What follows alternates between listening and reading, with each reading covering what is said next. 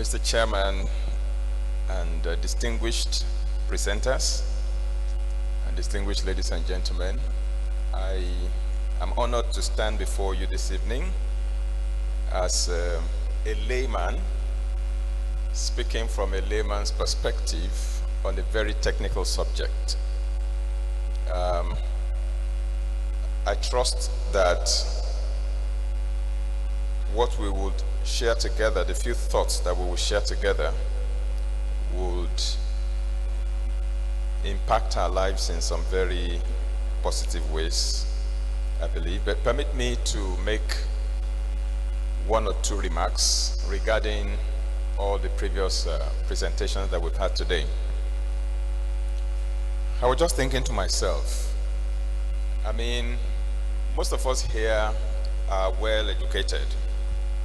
I do believe if we are not graduates, we are undergraduates. Some of us with postgraduate degrees, postdoctoral research experiences and what have you, and yet we find things that relate to our day-to-day living being presented here, and many of us, or let me say some of us, are hearing them for the first time. And it makes me to wonder if our educational curriculum is adequate in the way that we train people through our various academic institutions. I think it's about time we started looking at reviewing our various curricula right from the nursery primary school level through secondary school and university, because I do not think that anybody should graduate from a Nigerian university and be completely ignorant about matters that affect their very lives and their existence.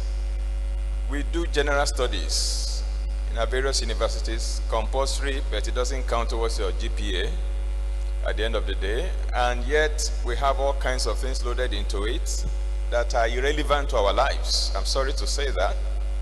But then things that determine and define our very existence are not there. I think that one of the things that we should recommend at the end of this conference to the authority and whoever is in position to do something about it is to include and incorporate nuggets in incremental levels, in batch sizes. You know, to nursery school, I should learn the A and the B. When I get to primary, I should learn the C and the D. When I get to secondary, I should learn the E and the F. And if I go to university, I should begin to learn the G and the H and so on and so forth. So that by the time a person graduates from any Nigerian tertiary institution, he should be well informed, well equipped about some of the issues that we have raised here. I do believe that would be very beneficial to us as a nation. And my second observation is the fact that many of the government agencies, my personal observation now, that are set up to handle most of these issues and related issues, quite often what you see them doing is striving to meet revenue generation targets because they are not properly funded, and they are told you must generate this amount of money, and then this percentage will be given to you to run your activities, and this percentage must go to government pocket. And so they are consumed generating revenue, and the core essence of their existence is completely abandoned.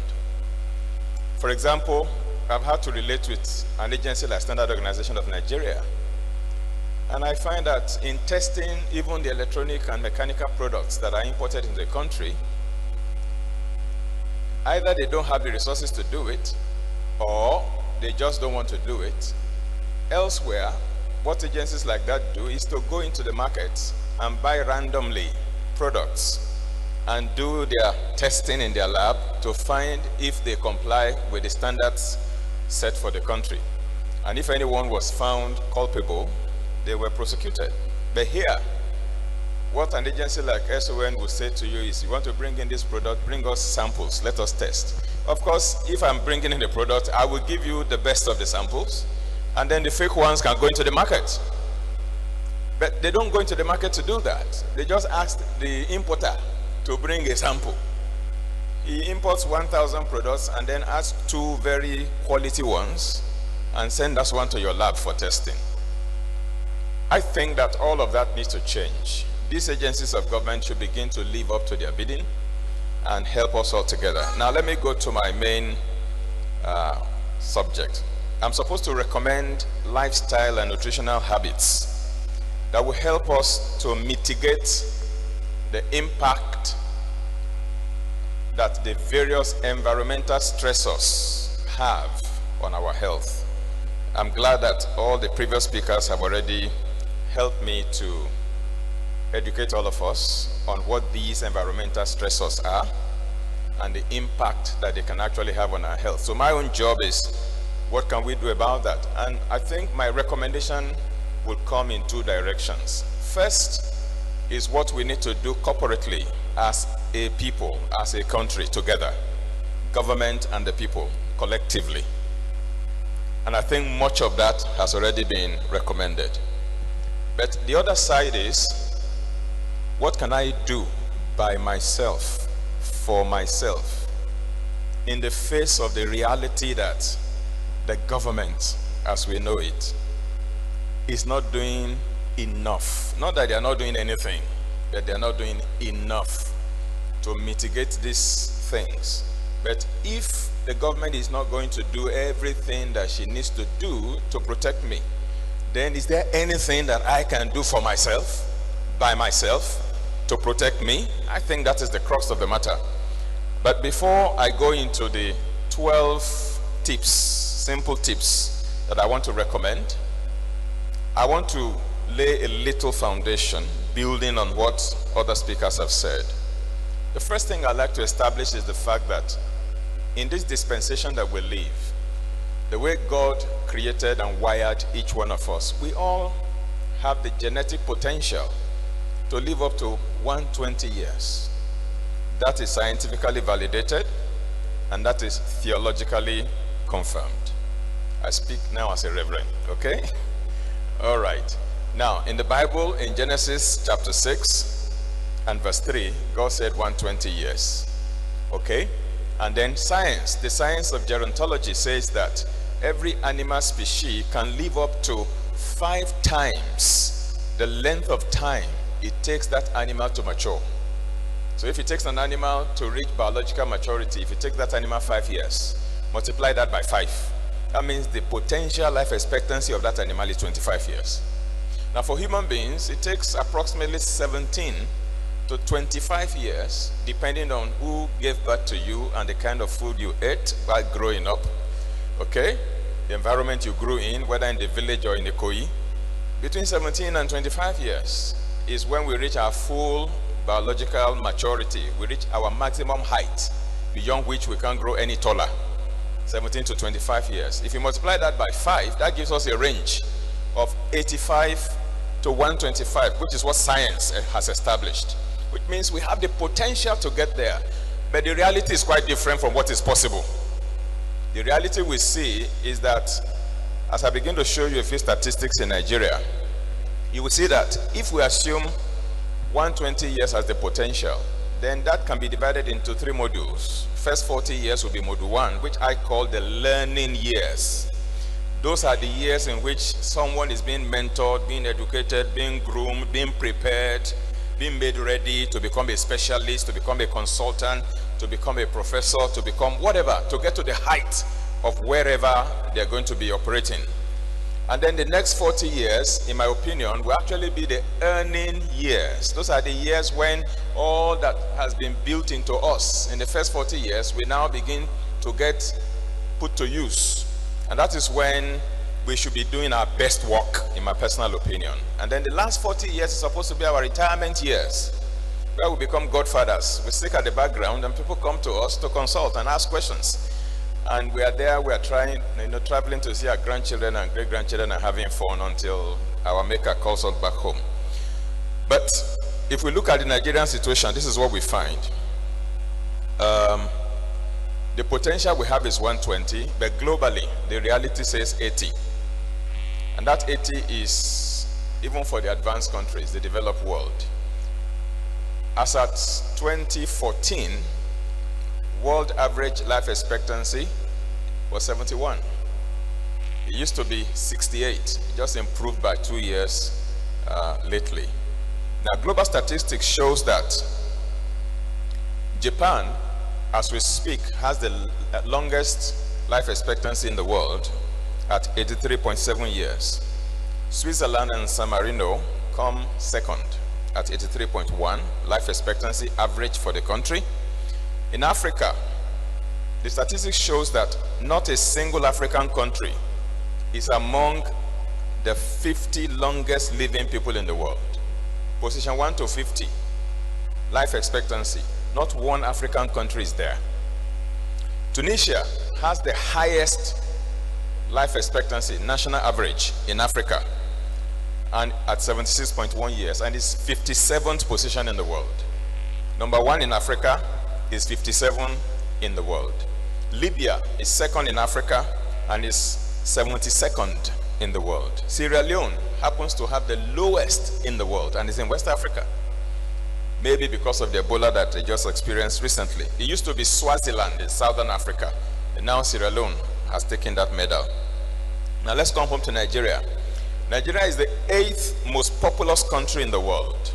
In terms of population, we are number 8.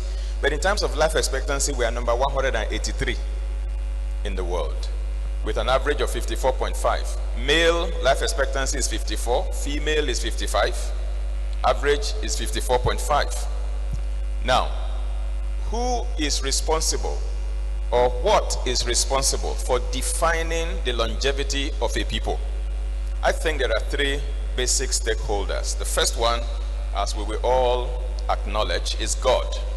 No matter our best effort, God still determines the final outcome at the end of the day in many instances, and I speak as a theologian now. But next to God, the number 2 stakeholder in defining our life expectancy and health outcome is us. Number 2 in that order, and government is number 3. The 3 of us constitute the stakeholders. Now let's look at the scorecard for the Nigerian government. What has the Nigerian government done to help the Nigerian people in protecting their health, in expressing their best potential as far as health and longevity are concerned? Now, what has our government put in place to support the health of the population, and how do we rank in the rest of the world? If you look at what we have, excuse me, if you look at what we have according to the World Bank record, in terms of percentage of our GDP in Nigeria that is spent on health, in 2011 we spent 3.7% of our GDP. In 2012 we spent only 3.3% of our GDP on health. In 2013 we spent 3.7, and in 2014 3.7. Whereas Japan, that is the best in the world, spent in 2011 10.1% of our GDP in protecting and supporting the health of her population. In 2012 they spent 10.2%, 2013 10.2, 2014 10.2, consistently 2 digits. Why wouldn't they be first? And then if you look at Tunisia, which is the best in Africa, they have been spending 7.2% 2011, 7.2, 7.3, 7.0. Switzerland, the second in the world, spent 11.2 in 2011 percent of their GDP, 11.6 in 2012, 11.7 in 2013, and 11.7 in 2014, and so on and so forth. USA even spends as much as 17-point-something% of their GDP to support the health of the people, because they know that the environment, of course, and various other factors impact on the health of the people, and individuals may not have the resources to mitigate the effect of this thing. So government comes in to put structures and infrastructure in place to help support the individual, and that's why you find them living into their 80s. Not because of personal effort, but because of a combination of personal effort and governmental effort. But here, governmental effort is largely missing, going by the statistics that we have. And that is why each one of us must live to favor ourselves in some sort. If government won't do it for me, I have to do something for me. Now, let's see how Nigeria ranks again in the next slide. Health expenditure as a percentage of GDP, Nigeria ranks 127th in the world.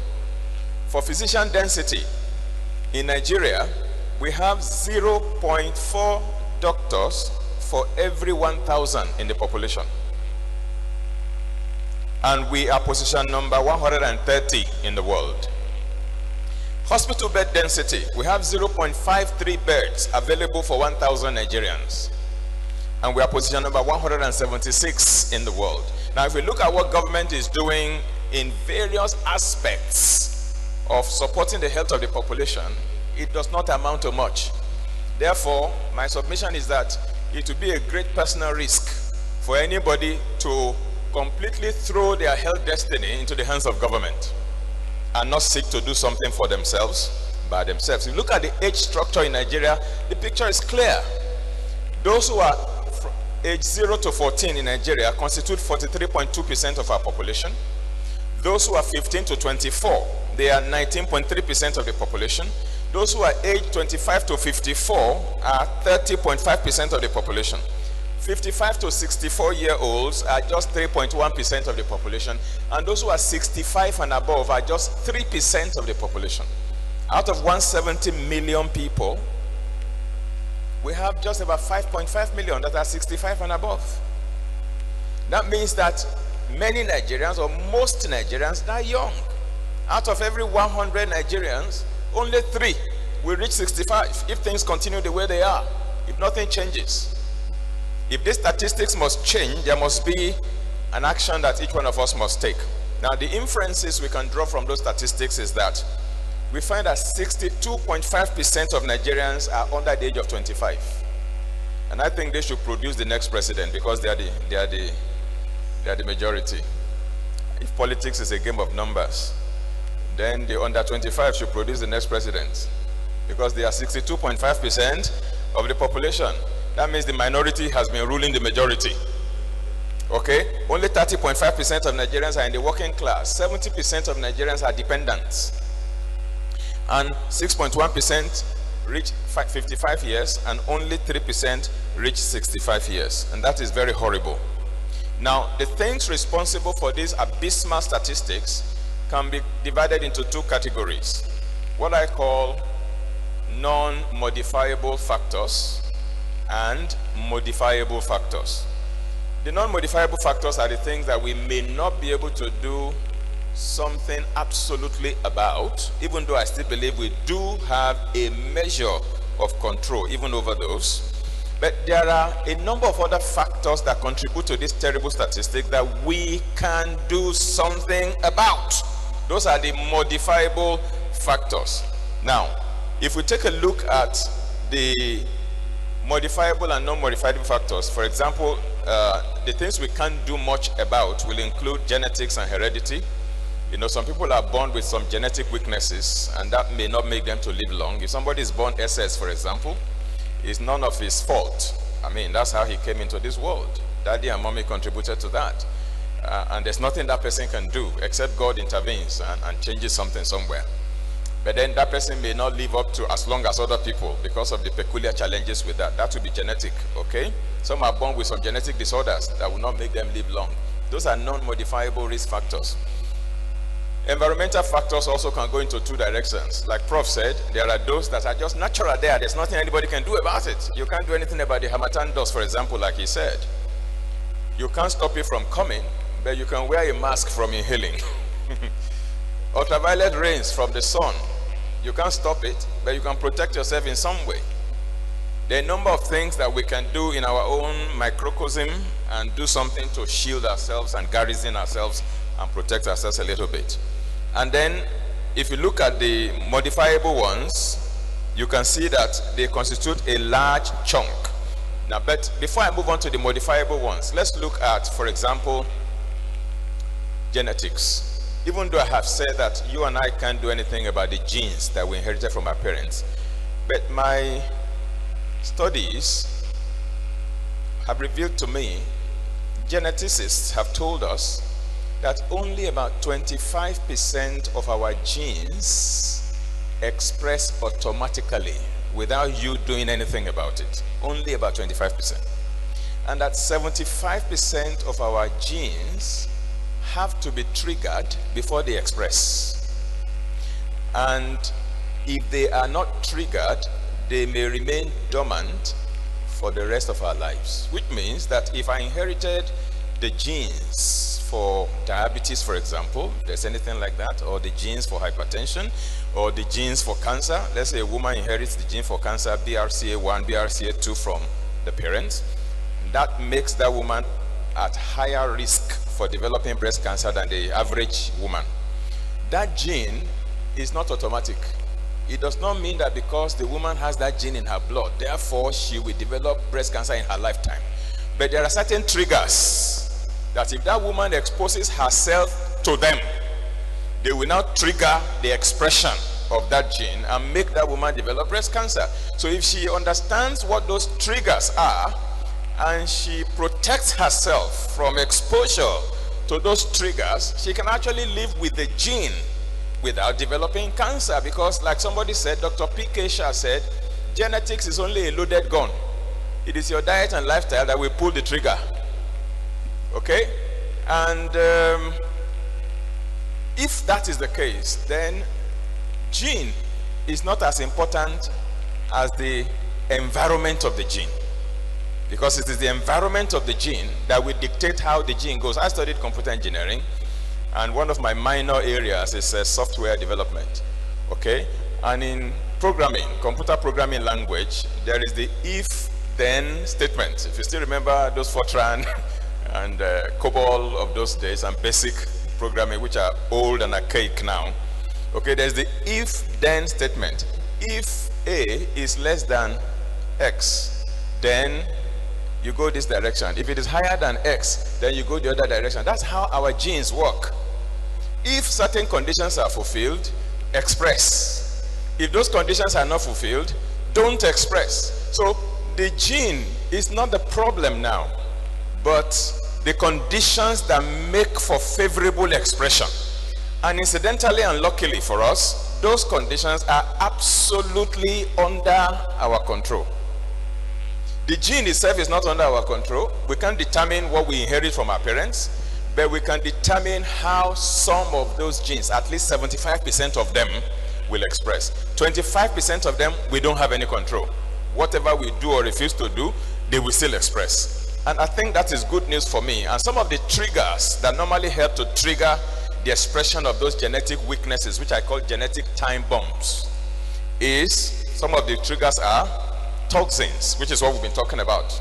Endotoxins and exotoxins. Endotoxins are internally generated toxins, and the exo ones are the ones that find their way from the environment into the body. There are at least 4 or 5 sources of internally generated toxins in our body, and that's why God fitted us with 6 very efficient eliminative organ systems to keep removing those wastes from our system as they are being generated before they reach toxic levels. And even the ones that find their way into our body, God has put all kinds of organ systems in our body.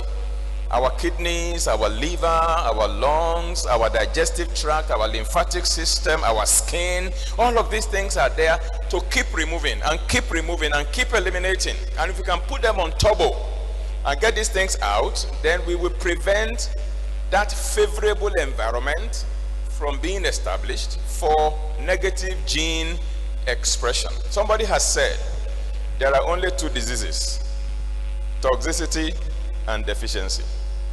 He said all other diseases we have in the world derive their origin from these 2 sources.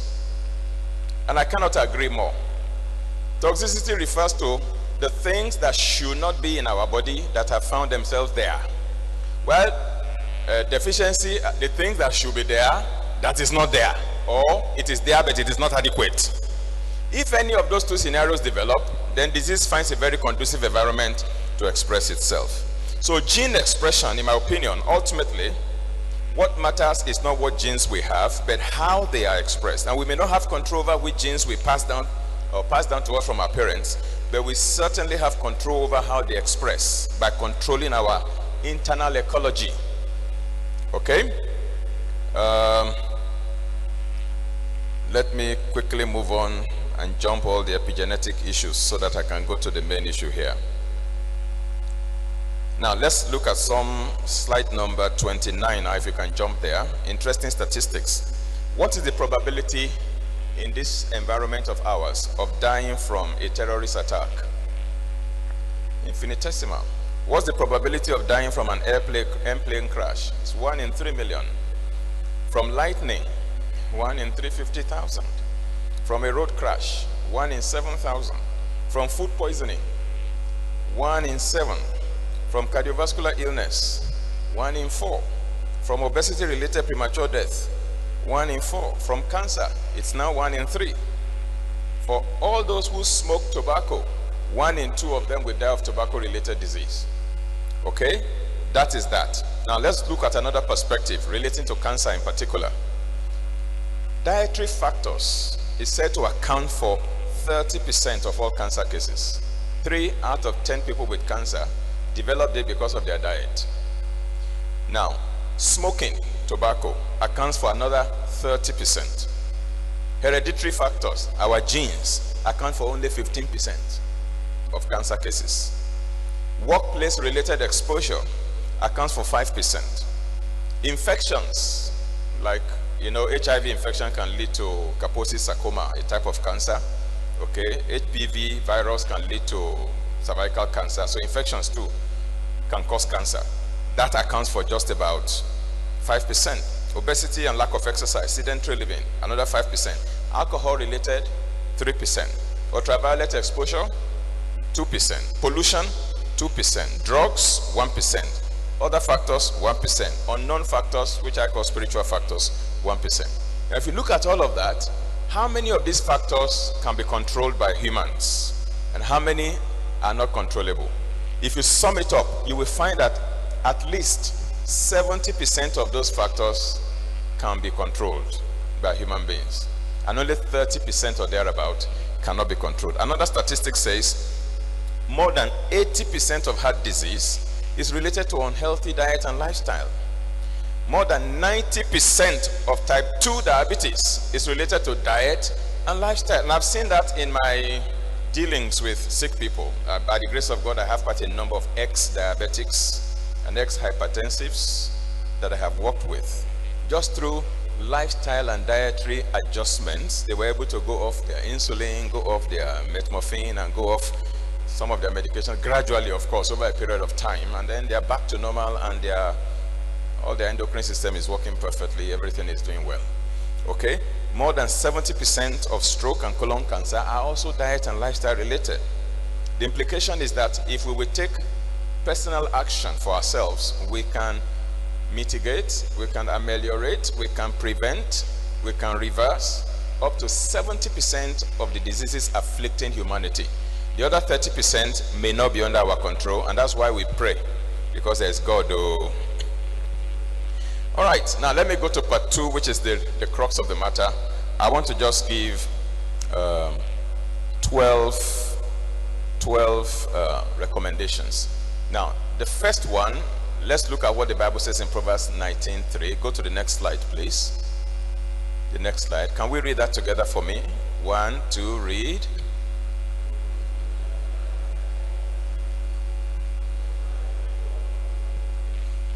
The day I saw that in my Bible, I said, oh, so God is putting up a defense for himself.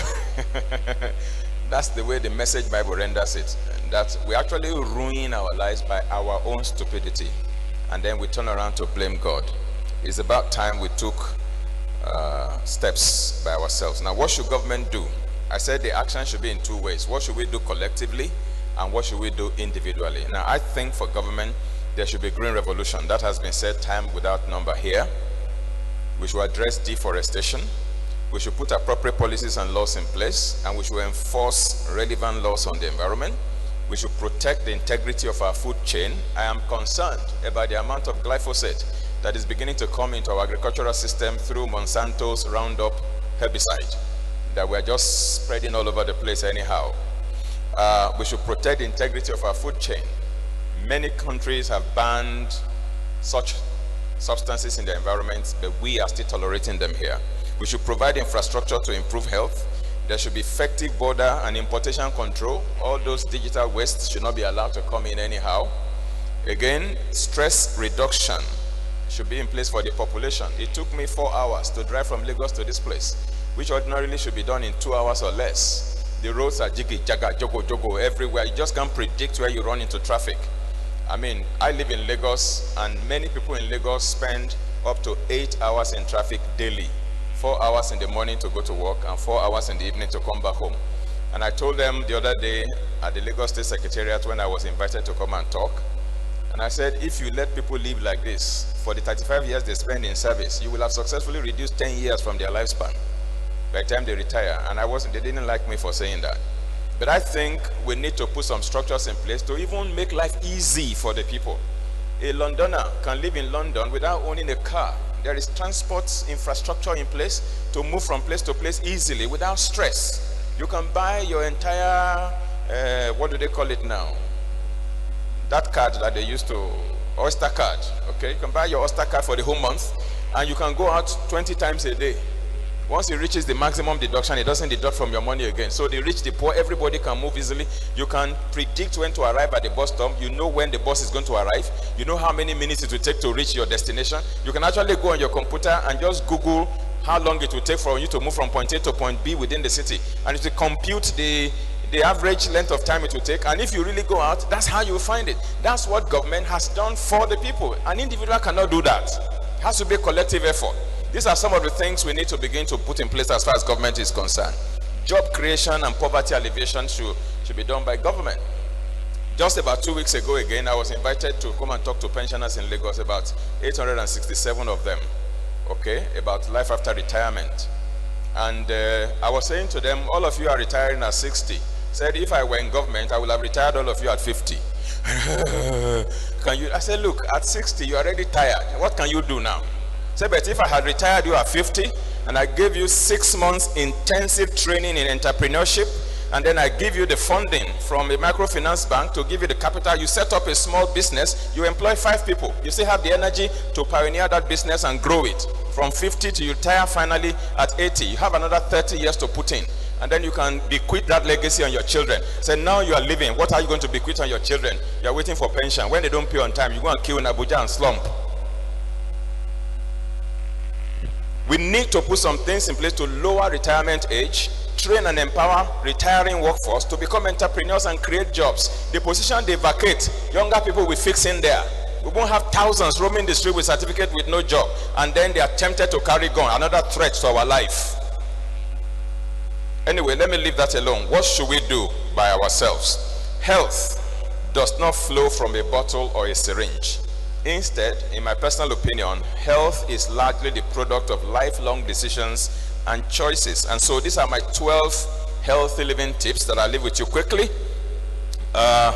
Number 1 tip to help us deal with the impact of peculiar stressors in the Nigerian environment is to avoid personal destructive habits and high-risk behavior.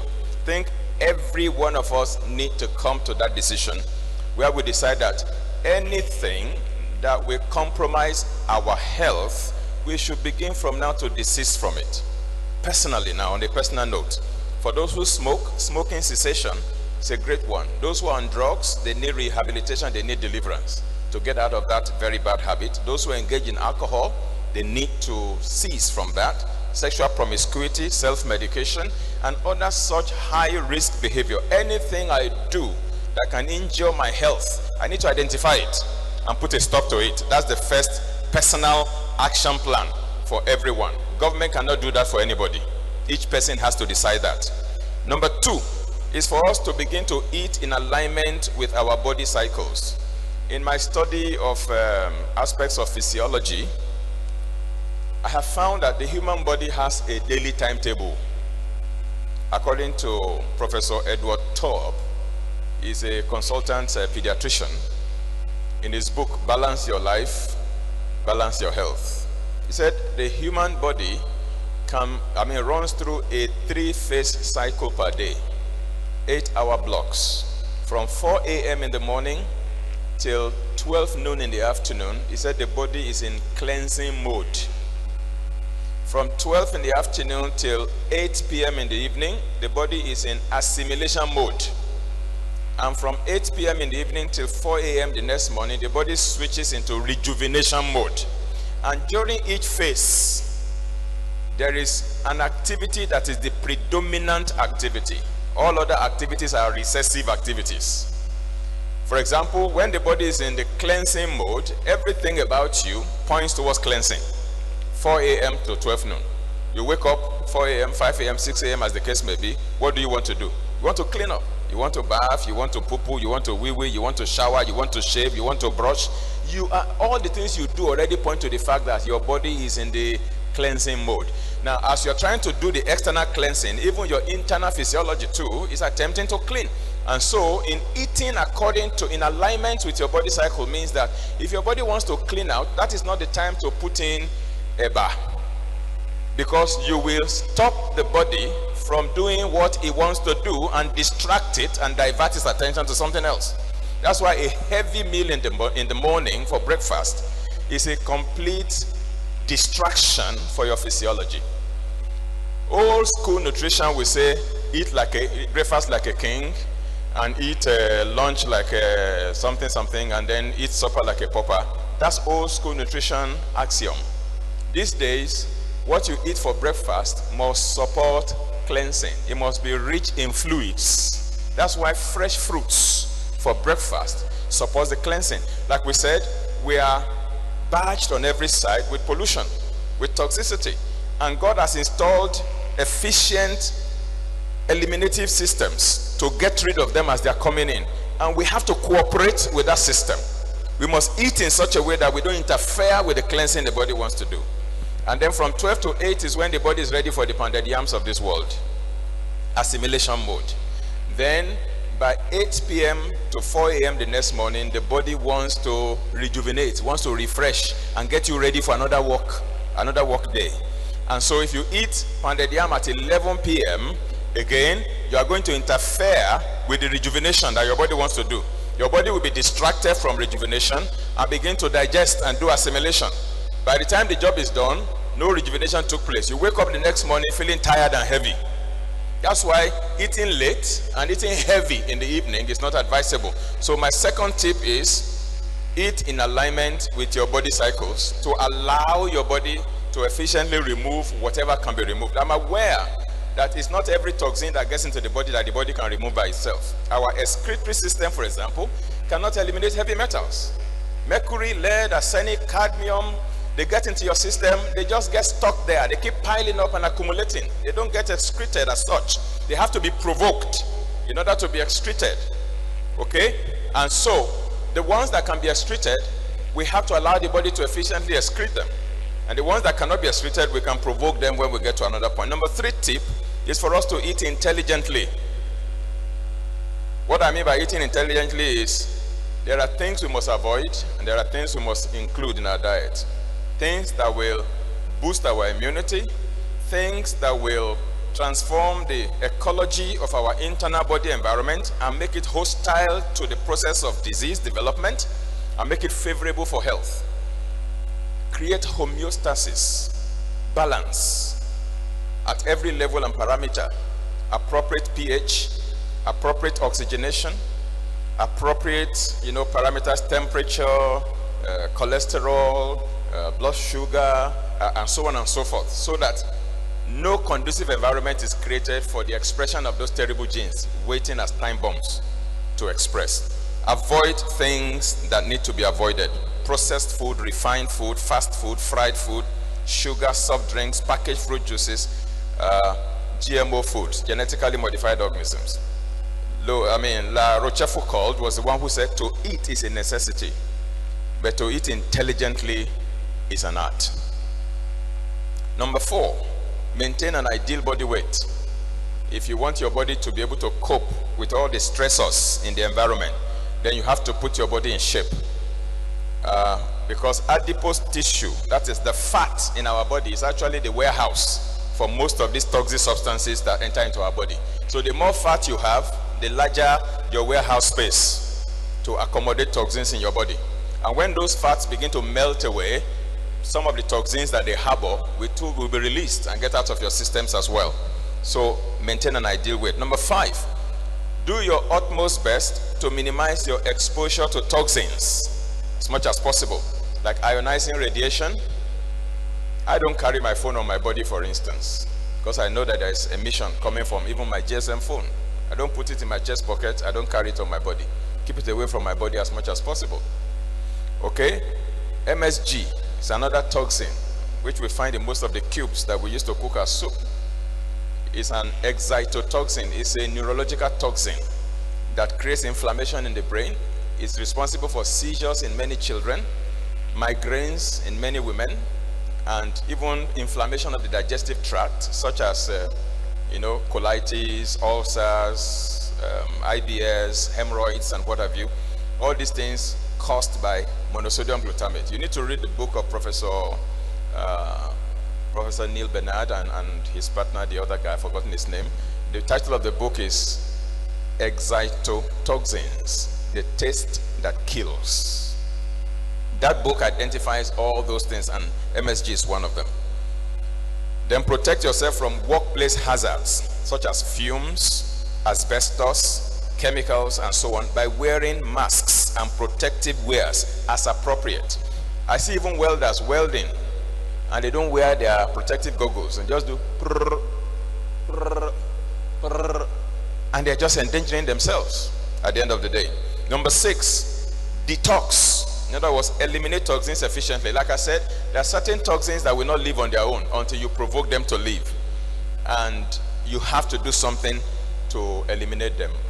My studies have also revealed that even ionizing radiation that gets absorbed into the body to some extent can be removed. Maybe not entirely, but the degree can be reduced by consuming certain vegetables, such as brown seaweed, which is called modifilan in some quarters, or kombucha in Asia. And when the Chernobyl accident happened, there was a particular community that they used the seaweed, brown seaweed. They gave it to them in their diet. It's an edible vegetable, very high in iodine, and it's helped to mitigate some of the impact and the effect of that radiation outbreak in that place. For example, heavy metals could be very deadly to our health. Mercury is carcinogenic, cancer causing. Arsenic is carcinogenic, it's a hormone disruptor. Aluminum has been implicated for Alzheimer's disease. Lead damages the liver, the kidneys, the reproductive system, the nervous system. Cadmium contributes to higher cancer rates.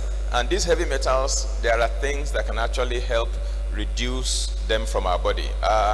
About 6 or 7 years ago, I did a test at a facility in North Carolina, and they checked the amount of heavy metals in my system and took my urine samples, my blood samples, and whatever, and then they did all the analysis. And when they plotted the bar charts, I think lead and aluminum were the highest in my body. It broke the chart. All the others were below minimum required, but those two exceeded. So I had to take EDTA chelation, a kind of chelation therapy to chelate these things out of the system. And there are certain things that can help to chelate. There is IV chelation, there is oral chelation, which professionals can administer for those who have high heavy metals in their system. Then I'm going to jump all the pathways for detoxification and move on to number 7. Exercise moderately regularly. At least 30 minutes of exercise 4 to 5 days a week, and that will help you to break out in sweat. And your skin is your largest organ in your body. As you sweat, some things come out through your sweat as well. That's another very wonderful way to detox. It's another good way to oxygenate, because when you're exercising, you breathe in copious amounts of air where you have a lot of oxygenation. And number 8 is to oxygenate your blood properly. There are ways that our blood can be oxygenated. It's been established that when there is low oxygen environment within the body, it's very conducive for germs and for cancer. When the body is highly oxygenated, pathogens don't thrive. Cancer cells don't thrive. Now, all normal cells, according to Dr. Otto Warburg, a 2-time Nobel Prize winner, a German, he said all normal cells have an absolute requirement for oxygen. But cancer cells can live without oxygen because they convert glucose to adenosine triphosphate through a fermentation phosphorylation process, not oxidation phosphorylation process, for those who are familiar with biochemistry. So they say if you deprive a cell 35% of its oxygen for 48 hours, it may become cancerous, which means through oxygen deprivation, a cell can actually mutate and become an aberrant cell. Dr. Ed McCabe says deprive a cell 60% of its oxygen and it becomes cancerous. It becomes an anaerobic cell. Dr. Kurt Dunsbach says viruses are anaerobic creatures. They thrive in the absence of oxygen. Now let me jump that again and show you something. Slide number 60. Show slide number 60. The gradual drops in atmospheric oxygen in our biosphere from 100 years ago till now. According to the 1980s US Geological Survey, the Earth's atmosphere used to have 50% oxygen earlier in its history. But it says about 100 years ago, the Earth's atmosphere still contained 38% oxygen. But in the 1950s, it dropped to 21% of oxygen. And today, the atmosphere contains only 19% of oxygen. There has been a serious depletion of the volume of oxygen, the percentage of oxygen in our biosphere. And that spells certain implications. If you look at the next slide, the implications are that there is an increase in oxygen consuming species. What accounted for that depletion rather? An increase in oxygen consuming depletion. Population is exploding. We consume oxygen. The fossil fuel combustion vehicles, electric power generating plants also depleting it. Then we have lower oxygen production due to decreasing acreage of rainforest and aquatic algae. All of these are oxygen producers. They are declining. Oxygen consumers are increasing. So there's a depletion in the biosphere. We have implications for that in the next slide. The implication is that, next slide please, we now have an anaerobic bios, and most pathogenic organisms are anaerobic, so they are happier. They flourish and they reproduce with more vigor in an oxygen deprived atmosphere. So viruses, fungi and bacteria that were dormant in yesteryears have now suddenly become virulent. That's why we now see diseases we didn't know about 100 years ago. Those viruses were not just newly created. They have always existed, but the atmosphere was not conducive for them to misbehave. But now, through human activity, we have successfully created a conducive atmosphere for them to now show their true colors. Okay? And this is why anaerobic diseases have become more rampant from the 1980s. Look at the next slide. These are anaerobic diseases in humans, bacterial diseases, and the year that they began to show up. Those were not the years that those organisms were created, but the years that they began to express, when they suddenly found a conducive anaerobic environment for their expression. You can see some of them appear only as recent as the 1990s. Next. Those are viral diseases. Next. Now, how do we then oxygenate our body properly? 5 important ways. You eat more raw food than cooked food. Anytime you cook your food, oxygen bubbles out of it. When you eat it raw, fresh fruits, vegetable salad, raw nuts, you get a lot of oxygen that way. Deep breathing. In primary school, when we did PE, they told us in, out, in. Of course, you have to be in a pristine environment to do that, because if you breathe it by the express, you are breathing in all kinds of nonsense. Then, consuming essential fatty acids. It's been found that omega-3 oil is an oxygen magnet.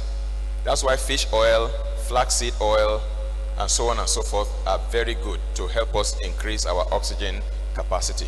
Regular moderate exercise, and then when we alkalize our body, the more alkaline, the higher the pH of our body, the more we're able to retain oxygen. But when our body is acidic, it's not able to retain oxygen.